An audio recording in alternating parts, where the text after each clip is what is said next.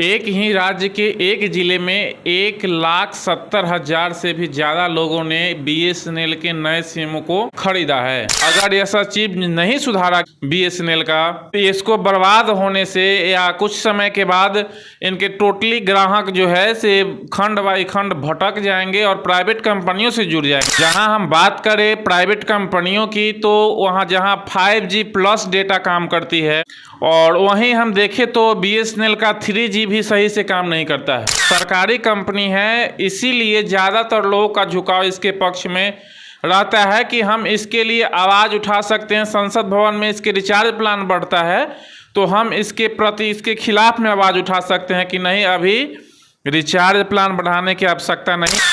जियो, Airtel और VI के recharge plan बढ़ने के बाद BSNL मानो पूरी तरह से ट्रेंड कर रहा हो, पूरी तरह सोशल मीडिया पे सुर्खियों में बना हुआ हो। एक ही राज्य के एक जिले में 1,70,000 से भी ज़्यादा लोगों ने BSNL के नए सिम को खरीदा है। जब से रिचार्ज के दामों में प्राइवेट कंपनियों ने इजाफा किया, उसके बाद वहीं हम बात करें एक राज्य के एक जिले की, तो उसमें एयरटेल से पोर्ट करा करके BSNL में आने वाले ग्राहकों की संख्या 68,000 से भी ज़्यादा है। और वहीं बात करें जियो की, तो एक राज्य के एक ज़िले में सिर्फ एक महीने के अंदर 6 लाख से ज़्यादा लोगों ने सिम को पोर्ट करा करके BSNL को ज्वाइन किया। वहीं बात करें जब प्राइवेट टेलीकॉम कंपनियां अपना रिचार्ज प्लान नहीं बढ़ाया था, तो BSNL के नए ग्राहक आप मानो तो 150 से 60 के बीच में लोग BSNL के साथ जुड़ रहे थे। लेकिन जब प्राइवेट कंपनियां ने अपना रिचार्ज प्लान बढ़ाया, उसके बाद देखें तो प्रतिदिन के आंकड़ा 500 प्लस एक राज्य के एक ज़िले में जो है से BSNL के साथ जुड़ रहे हैं। लेकिन सबसे बड़ा सवाल उठता है कि लोगों का BSNL के प्रति उत्साह और BSNL कंपनियों से जुड़ने के बाद क्या BSNL फिर से अपने उसी रफ्तार में आ जाएगी क्या BSNL फिर से, क्या इन तमाम चीज़ों के बाद BSNL फिर से वापसी कर सकता है क्या? सबसे बड़ा यह सवाल उठता है, जहां रिचार्ज प्लान बढ़ने के बाद BSNL पे लोगों का ज़्यादा झुकाव हुआ है और लोगों ने इस चीज़ को ज़्यादातर उठाकर ट्रेंड में रख दिया है BSNL को, तो क्या यह फिर से वापसी कर जाएगा क्या? किसी भी कंपनी को मार्केट में चलने के लिए सबसे पहले अपना प्रोडक्ट बेचना पड़ता है, उसके बाद उसके बेहतर सर्विस के लिए सबसे पहले काम करना पड़ता है, उसके बाद जो ग्राहक है उस किसी भी कंपनी के पास लुझाता है। और BSNL के पास ऐसा भी कोई प्लान नहीं है, कोई सर्विस नहीं है जहां प्राइवेट कंपनियां 5G प्लस वर्क दे रही है।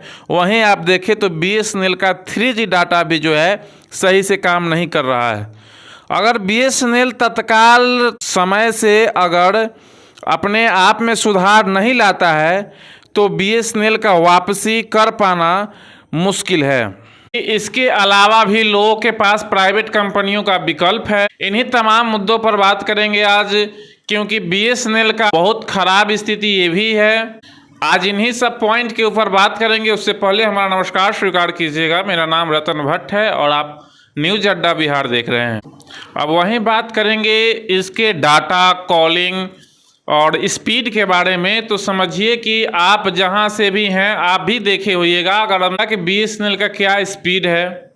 अगर BSNL अपने 3G जो स्पेक्ट्रम पे चल रही है, 3G को ही सुधार ले, अगर अच्छे बेहतर ढंग से उस पर काम करे, तो लोगों का झुकाव और BSNL की तरफ जा सकता है। और देखें हम और कंपनियों के अलावे BSNL जैसे कि प्राइवेट कंपनी, BSNL एक सरकारी कंपनियां हैं और सरकारी कंपनी को 4G मुहैया नहीं कराया जाता है और प्राइवेट कंपनियां 5G में पहुंच जाती है। और जिसके कारण अगर BSNL का सिम यूज किया जाए तो सबसे बड़ा इशू वहाँ पे आ जाता है कॉलिंग का, डेटा का, स्पीड का। मानो जैसे कि अभी हम जहाँ से यह वीडियो बना रहे हैं, शूट कर रहे हैं, अगर यहाँ पर बढ़िया सुविधा नहीं मिल पाएगा नेट का, तो किस प्रकार से वीडियो को अपलोड किया जाएगा, किस प्रकार से किसी भी काम को नेट से जुड़े संबंधी काम को किया जाएगा, वही हम बात करें। अब इस चीज़ को इस प्रकार भी समझ सकते हैं कि लोगों का झुकाव बीएसएनएल के प्रति ही क्यों है। अब बीएसएनएल समझिए तो यह एक सरकारी कंपनी है और सरकारी कंपनियों पे आम जनता का अधिकार होता है।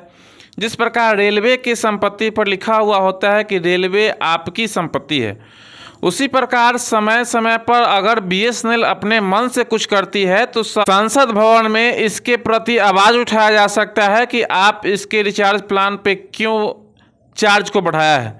लेकिन हम प्राइवेट कंपनियों के साथ ऐसा नहीं कर सकते हैं, क्योंकि यह प्राइवेट संस्था है किसी का, वह अपने हिसाब से उस चीज़ को जो है से बढ़ा या घटा सकता है। और बीएसएनएल जहां आप देखें तो सरकारी कंपनियां हैं और वहीं बात करें सरकार की, तो सरकार ने भी इससे पहले भी हमने वीडियो में बनाया है कि लाखों करोड़ रुपया बीएसएनएल को बचाने के लिए सरकार द्वारा आवंटन किया जाता है, फिर भी किसी प्रकार का उसमें सुधार नहीं होता है।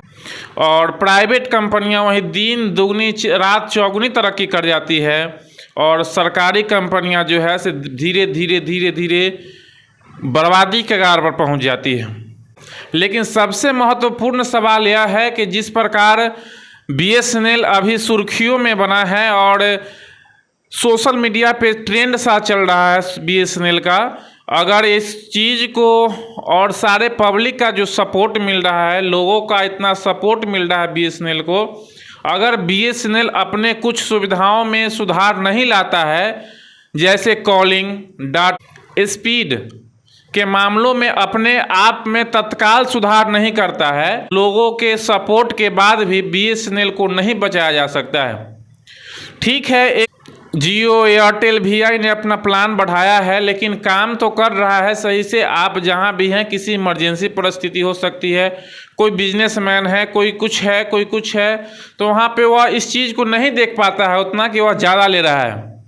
और बीएसएनएल इसी सब चीज़ को सुधार करके अगर वो अपने कामों में और इजाफा करे तो जाकर के कुछ बात बने, नहीं तो लोगों के इतना सपोर्ट के बाद भी बीएसएनएल बर्बाद होने से नहीं बच सकता है। क्योंकि अभी नया दौर है, कहा जाता है ना कि नया घाव है तो छनछनाता ज़्यादा है नया में। तो रिचार्ज प्लान बढ़ा है तो लोगों ने भी अपना काफ़ी लोगों ने सिम को पोर्ट कराया है बीएसएनएल में। अगर उनको सुविधा नहीं मिलती है, अगर उनको दिक्कतें होती हैं स्पीड का, कॉलिंग का, और 3G हो, कॉलिंग 2G हो, और अभी तक 4G स्पेक्ट्रम नहीं मिला बीएसएनएल को, अगर इस सब चीज़ को बीएसएनएल सुधार लेती है तो बीएसएनएल फिर से अपने पुराने अंदाज में, अपने पुराने मुनाफा में जा सकती है। नहीं तो जनता का इतना प्यार और स्नेह मिलने के बाद भी बीएसएनएल अपने आप में सुधार नहीं लाता है, तो इसके सारे ग्राहक जो है से प्राइवेट टेलीकॉम कंपनियों से जुड़ जाएंगी। इन तमाम बातों पर आप क्या सोचते हैं? बीएसएनएल को बचाने के लिए सरकार जो कदम उठाई, लाखों करोड़ का आवंटन किया, फिर भी किसी प्रकार का सुधार नहीं किया गया। और इसका वीडियो हमने इससे पहले बनाया है और किस प्रकार से प्राइवेट कंपनियों ने चंदा के तौर पर बड़े बड़े पार्टियों को देती है चुनाव के समय, इस पर आप क्या सोचते हैं? और रिचार्ज पहले जियो एयरटेल वीआई का था, वही प्लान है और उसमें 28 दिन, 21 दिन, 15 दिन का था, और बीएसएनएल में वही 30 दिन, 31 दिन का ही प्लान था। और महीने के आधार पर बीएसएनएल का प्लान अब भी है, लेकिन फिर भी इसको डुबाया गया। इस पर क्या विचार करते हैं और फिर आखिर इस वीडियो के ऊपर आप क्या प्रतिक्रिया देते हैं, कमेंट करके ज़रूर बताइएगा। मिलते हैं नेक्स्ट वीडियो में, तब तक के लिए जय हिंद।